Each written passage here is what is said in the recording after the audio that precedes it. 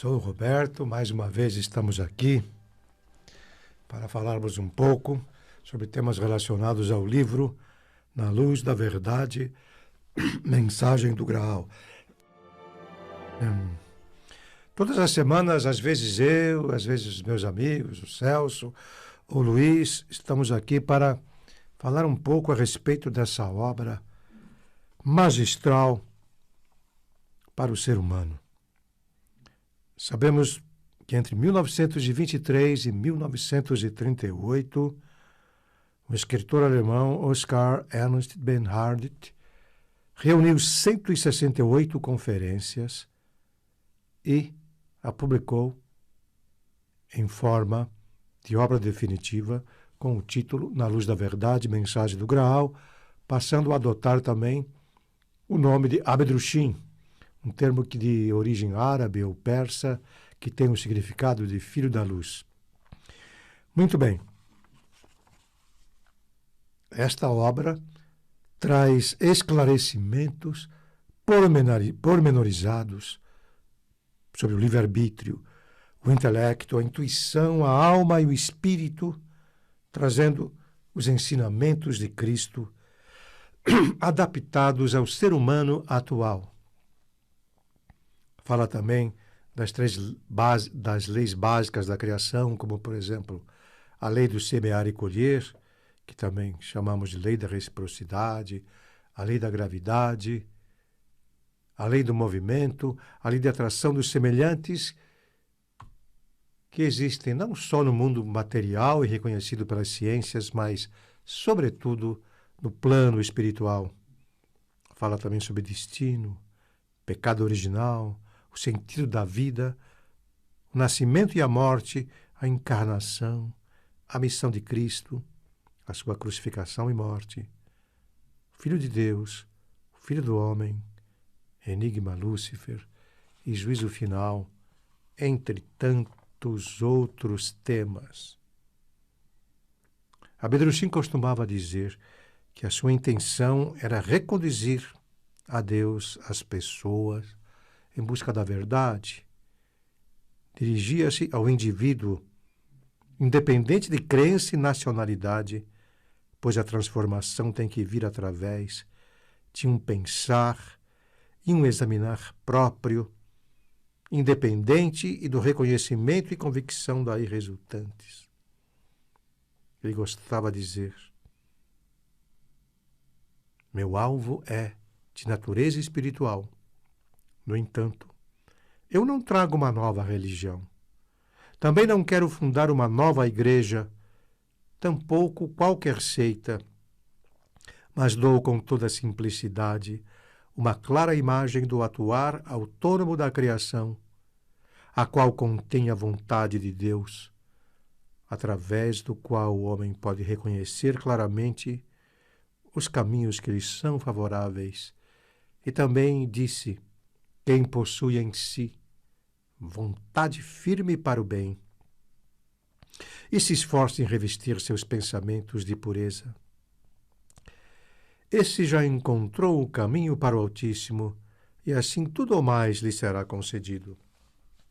Hoje temos a mensagem do Graal na Luz da Verdade, traduzida em mais de 20 idiomas, inclusive o nosso idioma português, e já conhecida em mais de 90 países. Gostaríamos hoje de falar de um tema relacionado ao estudo desenvolvido pelo livro Na Luz da Verdade, Mensagem do Graal. Todo mundo deve conhecer essa expressão, o reino em nós. Essa expressão é muito usada. Também pode-se dizer o reino do céu em nós, ou o reino de Deus em nós. Mas o que essas palavras significam realmente não é bem explicado, porque algumas perguntas ficam em aberto. De que maneira o reino de Deus está no ser humano? Estaria sempre em nós?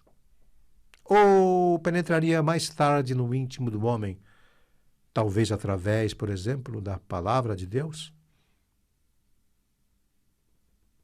Para respondermos categoricamente a essa pergunta, temos que levar em conta que o reino em nós relaciona-se à lei da circulação, pela qual todo fim tem que se encontrar com a sua origem, né? Todo círculo tem que fechar. O alfa e o ômega, o princípio e o fim, eles se encontram. Bom, o espírito humano também é submetido a essa mesma origem, ou essa mesma lei que designa que tudo tem que voltar à sua origem. Mas qual é a origem do espírito humano? A origem do espírito humano é o chamado paraíso, o reino espiritual, ou o reino do céu, a sua verdadeira pátria, ou o reino de Deus. Muito acima do reino espiritual encontra-se o divinal e o próprio Deus, eternamente inatingível. Então, minha gente, o espírito humano, ele não possui nada que seja divino, porém espiritual. A origem do ser humano é espiritual e, por conseguinte, muito abaixo do divinal. Então, lá no reino espiritual, ele vive inicialmente como um germe espiritual inconsciente. Assim como a gente pega assim, um caroço, um botão de flor, coloca no solo para que ele se desenvolva. Então, enquanto ele não chegar ao solo, ele não se desenvolve, não se torna flor nem fruto. Permanece apenas um germe. E o espírito humano também é assim. Lá em cima, na sua pátria espiritual, ele é um germe espiritual inconsciente. O que acontece? Ele mergulha, ele sai do paraíso e mergulha na materialidade para que aquele germe espiritual inconsciente torne-se um ser autoconsciente e um dia possa voltar à sua pátria espiritual como um ser plenamente desenvolvido em suas capacitações, como diz, em linguagem alegórica, a parábola do filho pródigo. Então, o núcleo do homem, o ser do homem, aquilo que representa a sua essência, o espírito, é da mesma espécie que existe no reino espiritual. Desta maneira, ele representa uma parte do reino espiritual que ele possui como homem terreno, a sua parte eterna, enquanto todos os seus outros invólucros, incluindo o corpo físico, são apenas invólucros transitórios. Quando os fariseus perguntaram a Jesus: onde está o reino do céu? Ou quando virá o reino de Deus? Ele lhes disse: o reino de Deus não virá com alarde. Ninguém dirá ele aqui ou ele acolá, porque o reino de Deus está dentro de vós. Isto realmente é assim, porque o Espírito é uma parte do reino espiritual e está em todos os homens, só que em muitos ele está completamente soterrado por maus pensamentos, por más ações, e em outros nem tanto assim.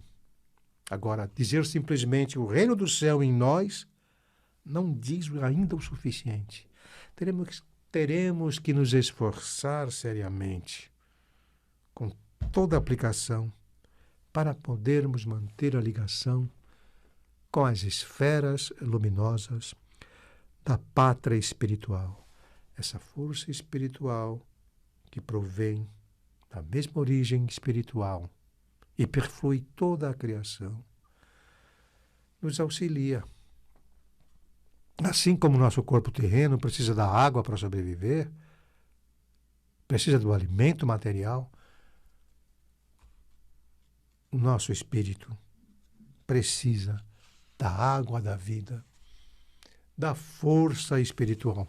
Certamente, quase todos nós já passamos por isso, já percebemos, quando em determinados momentos da vida, fortes abalos nos atingem, seja uma dor profunda ou uma alegria intensa, então parece que por momentos, aquele momento de bem-aventurado, sentimos que aqueles invólucros materiais ficam um pouco afrouxados e conseguimos manter, ainda que por poucos instantes, e sentimos aquela força, a ligação, a proximidade daquela força que no dia a dia a gente mal percebe.